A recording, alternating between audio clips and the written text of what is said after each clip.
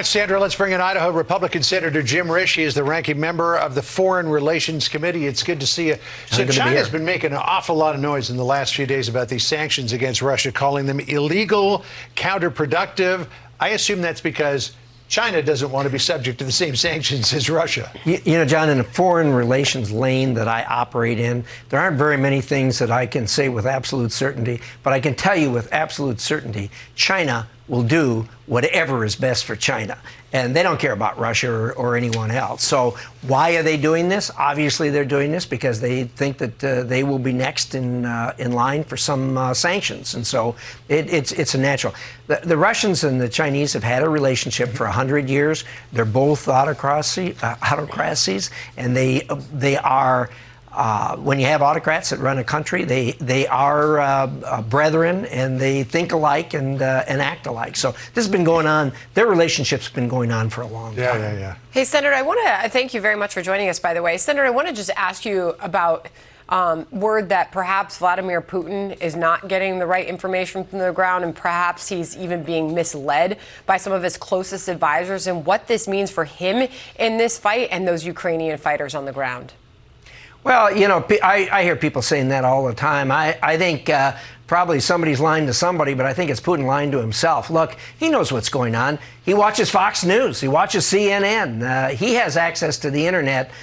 He's not relying totally on the advisors that he has to tell him what's going on. I mean, you'd have to be a complete idiot to not know what's going on the battlefield in Ukraine. Everybody in the world knows what's going on, that he's losing, and the same thing with what's going on at home. I mean, we all get reports here about the horrible conditions in Russia with the bank shut down, the stock market shut down, all of the businesses shut down, particularly American businesses. He knows that.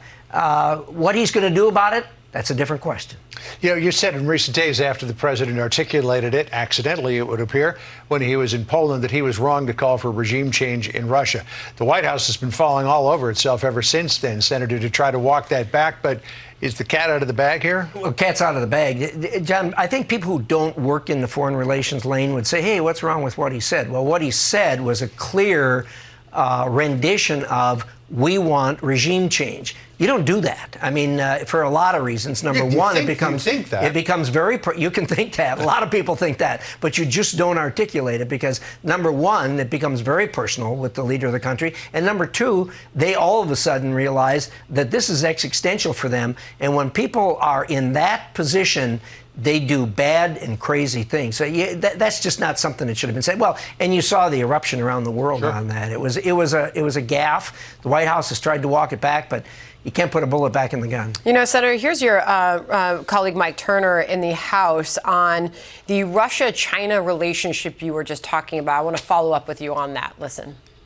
There's great concern as to what Russia and China will be doing as they continue to move closer together. They are certainly not democratic. This is an authoritarian state meeting with an authoritarian state, and right now we're watching them attack a validly elected democratic country. So you take in that and everything you've just said just now about where this fight is going and our involvement, into which we are involved right now, the amount of aid that we are sending into Ukraine. Are you satisfied with the amount that we are helping, or should we step up our efforts in this moment? Well, I've been on the side since the beginning of this that they need more, and they need it quicker, and they needed it some time ago. So, no, I'm not satisfied. I met with the Ukrainian members of parliament last night, some of them, and they obviously are pressing us to do the same. And I look, I sympathize with these people. Are going through what we went through in 1776. They are fighting for the independence and for the sovereignty of their country. They are going to give their children and grandchildren something that people can't buy, and that is the freedoms that we as Americans enjoy, and a lot of other people in the world enjoy. You know, Senator, you shook your head just a little bit as we were reading the introduction to the hour when we mentioned the Putin price hike that the president's going to be talking about later on this hour. You believe that the White House is just trying to sell us a bill of goods here ahead of the midterms? Well, no question about that. Look, the American people aren't as gullible as the Russian people are. Now, certainly, at the very edge of that. There's some of that price increase that's responsible for that. But look, prices were up way over $1 before there was any even talk about a Ukrainian crisis. So they've got to own that. I appreciate that now they're starting to realize how important this is to the American people. I wish they had done some time ago. I watched him sign the shutdown of the XL pipeline within an hour after he took the oath of office. And that was 700,000 barrels a day. If that was open and operating right now, just think where we'd be. Look, they own a good share of this, and they're not going to get away from it. Senator, real quick, final follow-up to that. Since you're on the Foreign Relations Committee in the Senate, and we look at what this continued push by this White House and by Democrats in the House and the Senate, to continued push to go green, at what cost? Will they continue to make this push?